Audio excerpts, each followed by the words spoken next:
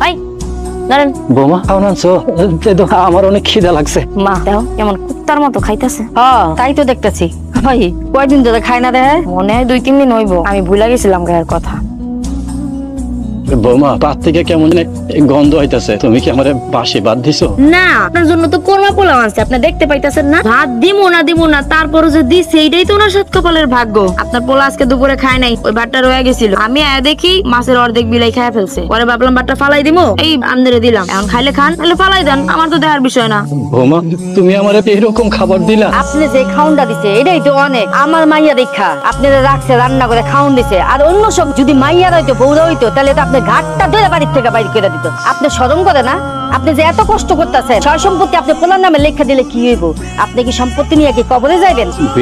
আপনিও কি ওই পোলাপানগের মতো পাগল হয়ে গেছেন? জমি জমা নিয়ে আপনিও কথা কইতেছেন আমার সাথে? তাই মিয়া আপনি চুপ করেন, আপনার তো কোনো চিন্তাই নাই। আমার মাইয়া নিয়ে আমার অনেক চিন্তা আছে। কয়দিন পরে মাইয়ার বাচ্চা হইব, এই বাচ্চার ভবিষ্যৎ আছে না? কে আপনি সম্পত্তি লেখা দিলে কি হইব? এই দাতা সম্পত্তি কি নাতি পাইবো না? মা চলো তো, ওনার খাওয়াটা দেওয়াই আমার ভুল হয়েছে।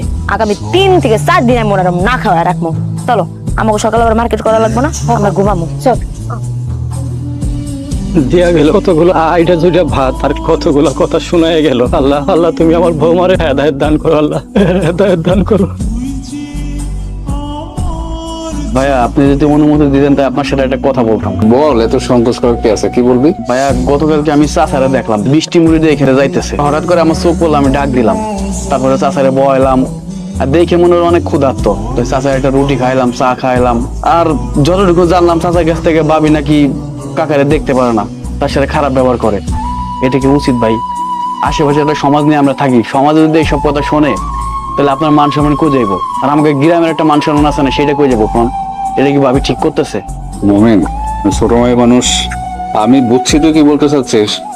চাচার সাথে ভাবি যেরকম খারাপ ব্যবহার করতেছে, তিনি একটা আবার কি দেখছেন যে ভাবির মা বাবার সাথে যে খারাপ ব্যবহার করছে, তা কিন্তু খারাপ ব্যবহার করে নাই। তার মা বাবা আসলে কিন্তু ভালো মন্দ সবকিছু খাইতে দেয়, ভালোভাবে চলতে দেয়, কিন্তু চাচার সাথে খারাপ ব্যবহারটা করতেছে। এটা কিন্তু একটা অন্যায় করতেছে, আপনার এর বিচার করা উচিত। কি ব্যাপার আপনি এত রাইতে আমার ঘরের সামনে কি করেন? আপনার কি লজ্জা শরম বলতে কিচ্ছু নাই? আপনি জানেন না যে আপনার পোলার বউ ঘরে ঘুমাইতেছে?